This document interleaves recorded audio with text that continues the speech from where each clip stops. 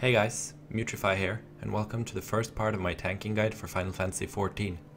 In this part, I'll talk about the Gladiator abilities and how to use them.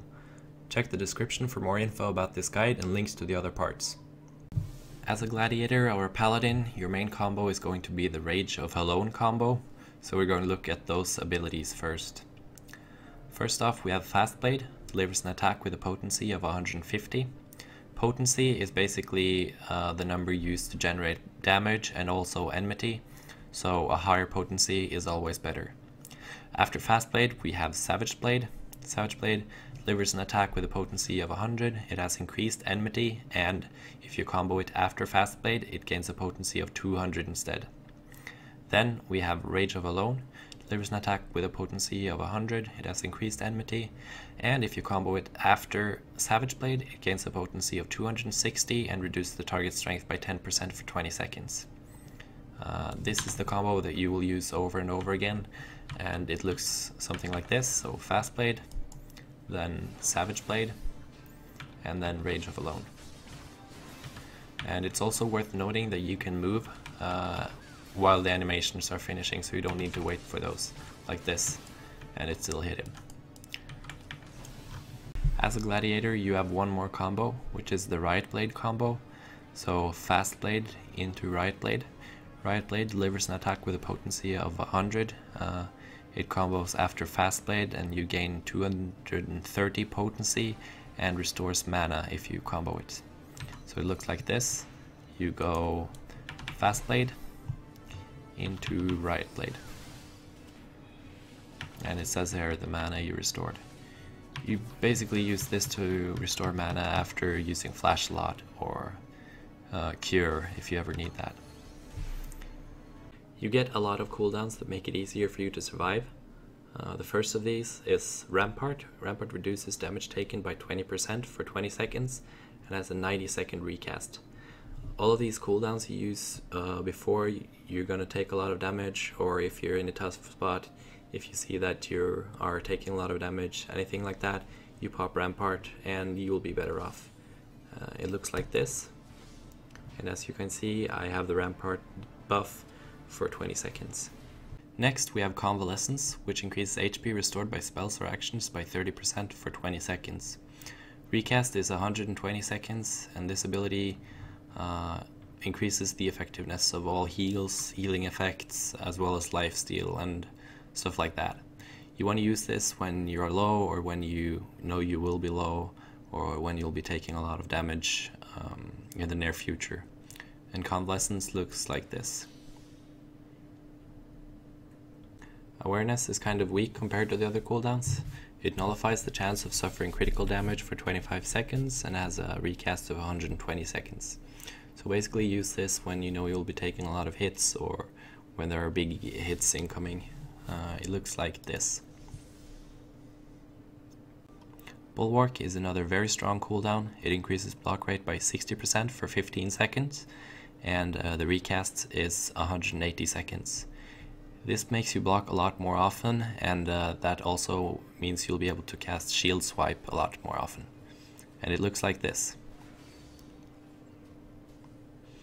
Sentinel reduces damage taken by 40% for 10 seconds, and it has a 180 second recast. It looks like this, and it's basically a very strong version of Rampart, and you want to use it for the really big hits, but beware though, it's only 10 seconds.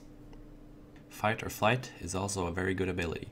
It increases physical damage dealt by 30% for 30 seconds. It has a 90-second recast, and since it makes you deal more damage, you therefore generate more threat, and I recommend using this at the start of a fight and often during the fight, but especially if you need to deal more damage or generate more threat at a specific part of the fight. And it looks like this. You can use Shield Lob to pull mobs from range.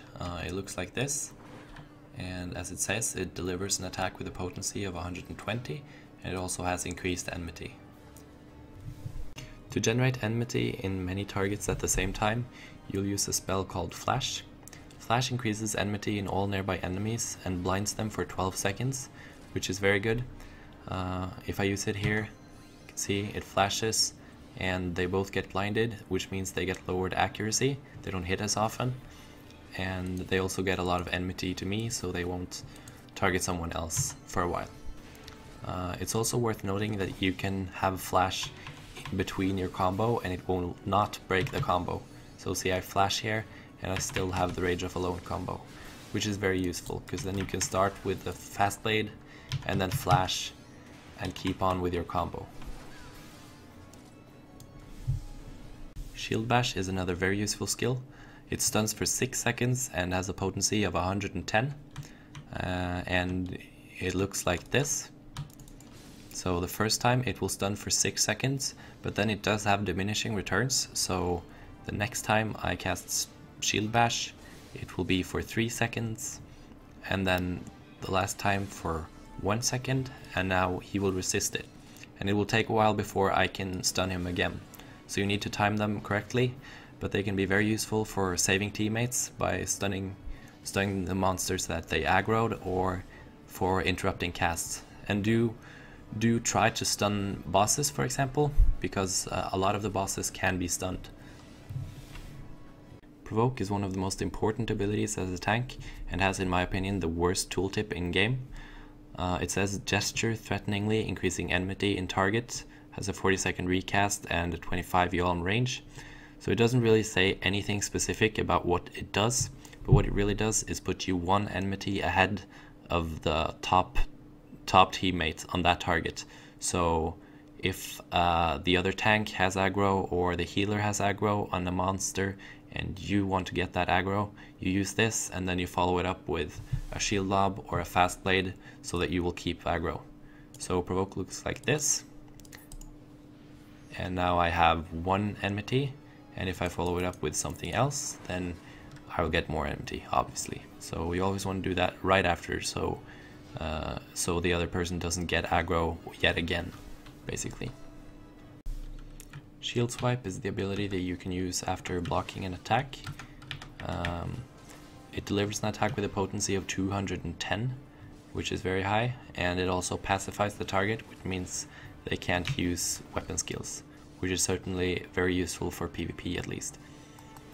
And this is what it looks like, and then I have to block again in order to use it, but it doesn't have any long cooldown or anything like that. So now I can use it, and as you see, it does decent damage, and they're pacified. Tempered Will is a very situational cooldown. It immediately cures Bind and Heavy while preventing knockback and draw-in effects for 10 seconds. So Bind locks you in place, and Heavy slows your movement speed down, so it'll cure those, and it'll also protect you from knockbacks and drawbacks from bosses or other monsters for 10 seconds. So you want to use this before those things occur so that you don't get knocked out or pulled somewhere that you don't want to, basically. Circle of Scorn is the last Gladiator ability. You learn it at level 50. It delivers an attack with a potency of 100 to all nearby enemies. It also deals damage over time with a potency of 30 over 15 seconds and has a recast of 25 seconds.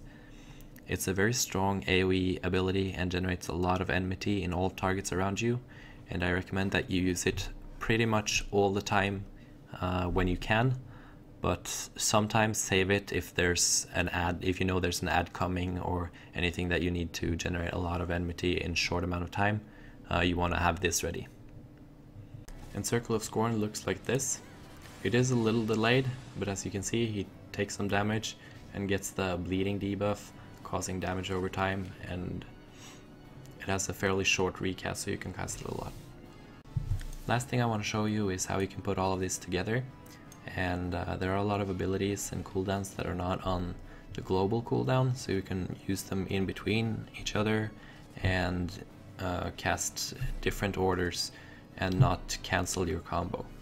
So if I start with Fast Blade, then I can go Circle of Scorn and still continue my combo, and I can also cast a flash in between, or even 2 flashes, and still finish off the combo.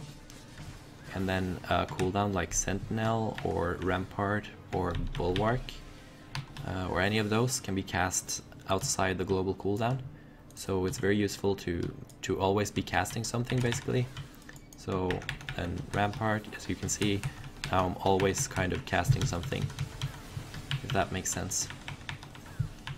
You have to wait for the animations though, but typically you have time for at least one spell between every global cooldown spell.